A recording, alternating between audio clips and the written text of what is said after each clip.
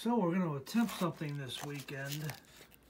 We're going to take these Nosler partition bullets that were sadly a victim of Hurricane Sandy when they got stuck under about 4 feet of water.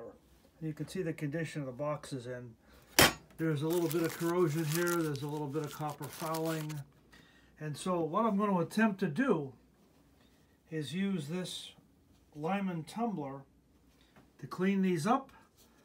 Yesterday we polished all the brass. I have about 40 rounds there. And we're going to pick out the old book here. We're going to pick 53 grains of 4350, and we're going to make a batch up with 51 grains of 4064, and we're going to see how it goes. Stay tuned. So we're making some 30-06 ammo here. These 5, these 5 are filled with 51 grains of 4064. 51 grains of 4064. I urge you not to use my recommendations, but this is from previous tests shot in the same rifle way back when. Actually, 51 grains of 4064 with 165 grain Nosler partition. As you saw earlier, these are the Nosler partitions that were under 4 feet of water during Hurricane Sandy. And we put them in the tumbler. We cleaned them up nice and neat. Make sure we didn't damage the tips. And we're going to test 5 rounds now. And it's just as easy to do when you're making a small batch, just to go ahead and weigh them.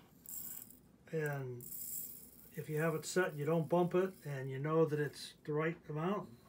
And that's a tad bit too much. You want it precisely right in the middle. That's 51 grains. All right, when you finally have it set and you want to do 40 or 50 in a batch, then we'd go over to the powder dropper, set that up, weigh that, measure it. Once we have it set to throw a precise amount, you can simply come over to here and do it this way, right? So what we did was we deprimed and decapped. First of all, we lubed them, we resized them, decapped them, and then cleaned the primer pockets out, and then lastly, as you'll see here, we put a new primer in there. This is the one that we're going to put the powder in right now. And as always, you should work with a clean work surface, and you shouldn't have any superfluous stuff on the workbench.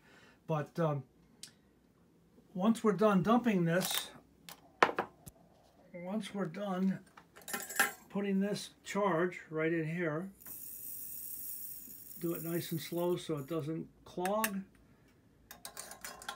We're going to put the rest of the powder back in the container. And that may be a little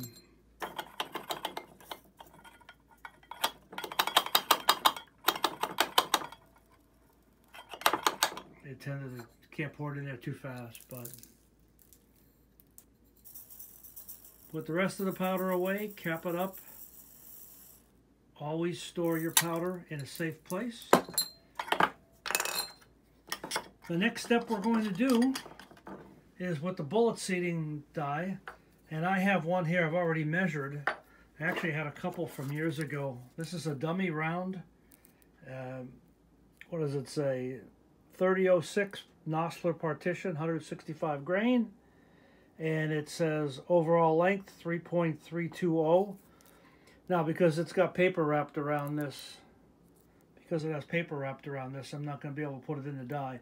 But this one's about the same size. I measured it, and we have set the die so it should seat the bullet right there. If not, we'll make a couple small adjustments in this ring and set it, and we'll go ahead and load these 5. So stay tuned. Okay, Boomer Rangers, you notice I have my safety glasses on because we were just finishing up some reloading, and they say you should always have safety glasses on. I put them on at the last minute. You know, make sure no primer explodes while you're in the process of loading the press up. But I'm going to take these off now and turn this camera around and show you that we have made a total of 6 30-06 ammo using the Nosler Partition bullet, 30 caliber, 165 grains. These were the ones that survived Hurricane Sandy.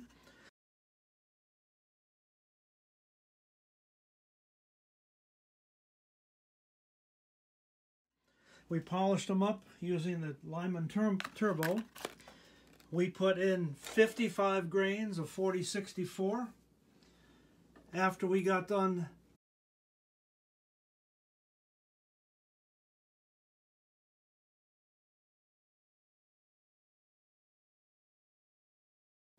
sizing, lubricating, trimming, getting them as perfect as we could, and the overall length is 3.323.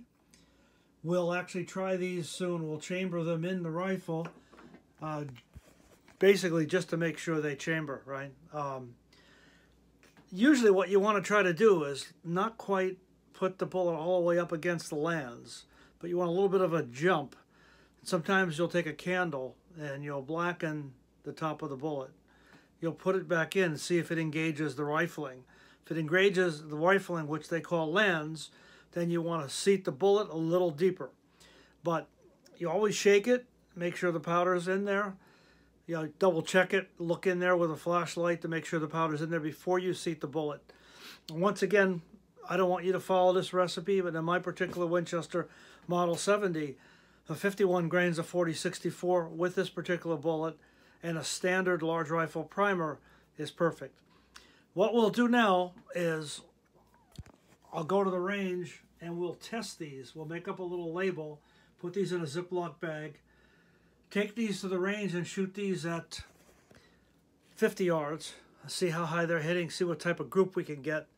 If we're happy with that group, we won't increase the charge at all. But this is not a compressed load. Usually about 55 grains to 57 grains is a compressed load. Now, I really want to make some of these using some Barnes copper bullets, but I'm going to have to check the Barnes manual and see, because that's a totally different bullet. All right, so that's it. That's all. That's how easy it can be. If you take your time, you can make some really nice reloads.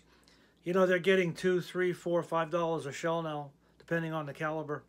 So it is still, despite what people say, it's still less expensive once you have all the components. You have the brass, you have the bullets.